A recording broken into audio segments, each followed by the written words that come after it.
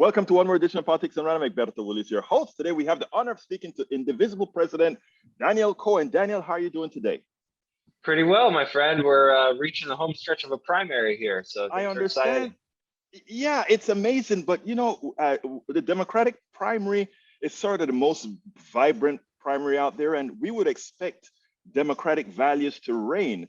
When I'm here in DC hearing that we are having some issues in a few of our races, and it was brought to my attention the race between Leslie Briones and Ben Chou. Why don't you tell us a little bit about that? Because I think this is something the voters need to know now. Somebody who's going to represent us has to represent our values. I agree. So, it's an interesting race from pillar to post because it originally had 5, I believe, candidates, primary candidates, and now we're down to the last 2, which, as you mentioned, is Leslie Briones and Ben Chou.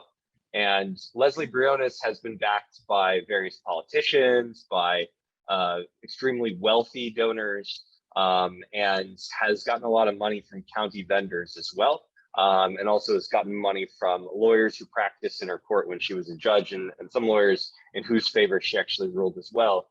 But in the last week, things have taken a turn because she put out an ad, a hit piece, basically, that not only placed Ben against a brick wall, like a brick prison wall, photoshopped him against it, but also doctored his face, his eyes, his nose, and his mouth.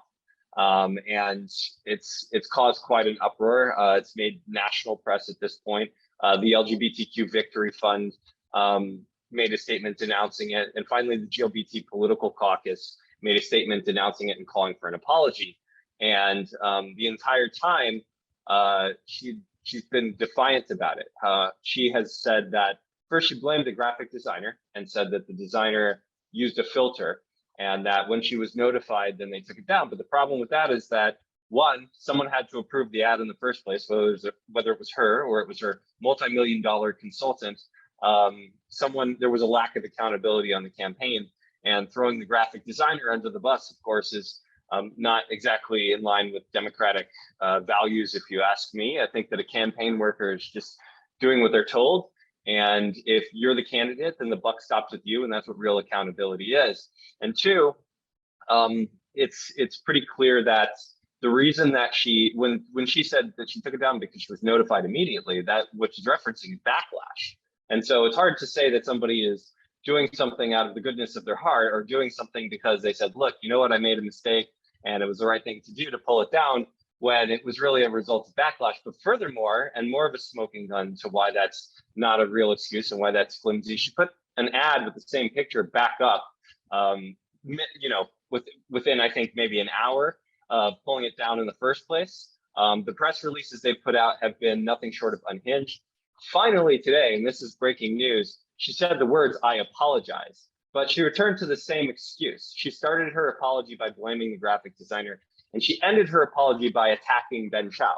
So when you issue an apology and you start off by blaming somebody else for your own misdeeds, and you finish by attacking the person that you're apologizing to, it's not really an apology at all. And here we are, one day before the close of the polls and one day before election day, and this has become perhaps the defining issue of the primary fight for one of the most watched seats in the state of Texas, maybe even one of the more watched seats nationally now that the news is broken. What is sad is it seems like we have a few Democrats that are running that seem to think they have learned something from the right, something from the unhinged right wing. Hey, push people's racist buttons and it just may work. Unfortunately, in this particular case, it just happened at pretty close to the election date. So it's imperative that those that haven't voted yet understand the message, because this is somebody representing your community. And if they're representing your community, you have to ask, if they will allow something of this sort to go by, what else will they allow within their governance structure? Your thoughts on that? Well, I 100% agree with you. And especially when somebody says, look, I'm taking accountability, doesn't take accountability, right? That they blame somebody on their own campaign. If they can't be held accountable as a candidate, how are we supposed to hold them accountable as a politician? who has outsized power. The county commissioner seat is hugely powerful. And especially, I'll throw this last thing in too. It's AAPI Heritage Month.